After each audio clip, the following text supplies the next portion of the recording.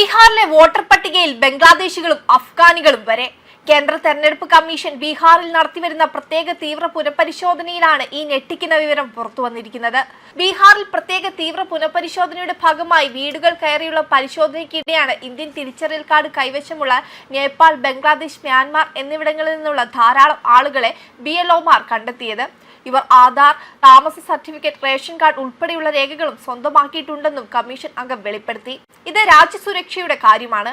മറ്റു രാജ്യക്കാർ ഇന്ത്യയിലെ അനധികൃതമായി കയറി ഇന്ത്യൻ തിരിച്ചറിയൽ രേഖകൾ ഉണ്ടാക്കിയിരിക്കുന്നു എന്നത് ഞെട്ടിക്കുന്ന കാര്യം തന്നെയാണ്. വോട്ടർമാരുടെ തിരിച്ചറിയൽ രേഖകളിൽ പൊരുത്തക്കേടുകൾ കണ്ടെത്തിയതിനെ തുടർന്ന് ഏകദേശം 3 ലക്ഷത്തോളം പേർക്ക് തെരഞ്ഞെടുപ്പ് കമ്മീഷൻ നോട്ടീസ് അയച്ചിട്ടുണ്ട്.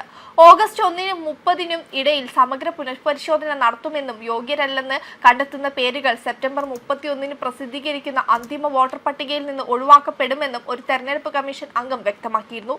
കരട് പട്ടികയിൽ പേരുകൾ ഉൾപ്പെടുത്തുകയോ ഒഴിവാക്കുകയോ ചെയ്യണമെന്ന് ആവശ്യപ്പെട്ട് വോട്ടർമാരിൽ നിന്ന് വ്യാഴാഴ്ച വരെ ആകെ 1,95,802 അപേക്ഷകൾ ലഭിച്ചതായി തെരഞ്ഞെടുപ്പ് കമ്മീഷൻ സ്ഥിരീകരിച്ചു. ഇതിൽ 24,991 അപേക്ഷകൾ ഇതിനകം EROമാർ തീർപ്പാക്കിയിട്ടുണ്ട്. അതേസമയം ഈ മാസം ആദ്യം നടന്ന ബീഹാർ വോട്ടർ പട്ടിക പരിഷ്കരണത്തിന് പിന്നാലെ കരട് വോട്ടർ പട്ടികയിൽ നിന്ന് 65 ലക്ഷം വോട്ടർമാരെയാണ് ഒഴിവാക്കിയത്. എന്നാൽ പുതുക്കിയ വോട്ടർ പട്ടികയിൽ 2 പാകിസ്ഥാൻ പൗരന്മാരുടെ പേരുകളും ഉൾപ്പെട്ടിരുന്നു. 1956-ൽ ഇന്ത്യയിലെത്തിയ 2 പാകിസ്ഥാൻ സ്ത്രീകളുടെ പേരുകളാണ് വോട്ടർ പട്ടികയിൽ ഉണ്ടായിരുന്നത്. സംഭവം പുറത്തു വന്നതിന് പിന്നാലെ ആഭ്യന്തര മന്ത്രാലയം അന്വേഷണത്തിന് ഉത്തരവിടുകയായിരുന്നു. കേസുകൾ പുറത്തു വന്നതിനെ തുടർന്ന് ജില്ലാ ഭരണകൂടം പേര് നീക്കം ചെയ്യൽ നടപടികൾ ആരംഭിക്കുകയും ചെയ്തു. വിഷയത്തിൽ തങ്ങളുടെ ഭാഗം അവതരിപ്പിക്കാൻ 2 സ്ത്രീകൾ നോട്ടീസ് അയച്ചു.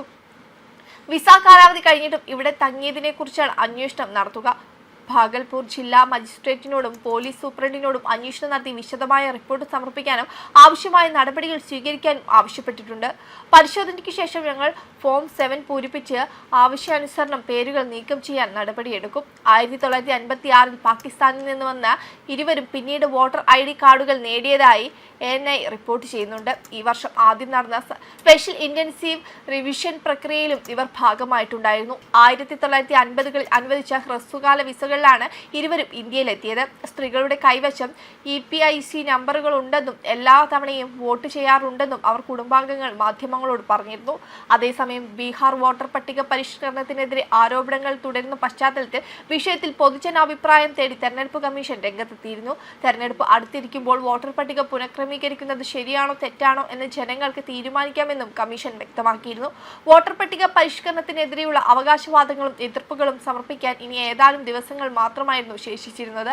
വോട്ടർ പട്ടികയിൽ സമഗ്രമായ അന്വേഷണം ആവശ്യമാണോ, മരിച്ചവരുടെയും വിദേശികളുടെയും പേരുകൾ നീക്കം ചെയ്യേണ്ടതുണ്ടോ തുടങ്ങിയ ചോദ്യങ്ങൾ കമ്മീഷൻ മുന്നോട്ട് വെച്ചിരുന്നു. ഈ ചോദ്യങ്ങൾക്ക് അനുകൂലമായ മറുപടിയാണ് ലഭിക്കുന്നതെങ്കിലും വോട്ടർ പട്ടിക പുനഃക്രമീകരിക്കുന്ന നടപടികൾ സ്വീകരിക്കുമെന്ന് കമ്മീഷൻ അറിയിക്കുകയായിരുന്നു. പ്രവർത്തനങ്ങൾ ശരിയാണോ എന്ന് ജനങ്ങളെ ബോധ്യപ്പെടുത്തുക എന്നതാണ് ഈ നീക്കത്തിന്റെ ലക്ഷ്യമെന്നും അവർ പറഞ്ഞിരുന്നു. വെബ് ഡെസ്ക് കർമ്മ ന്യൂസ്.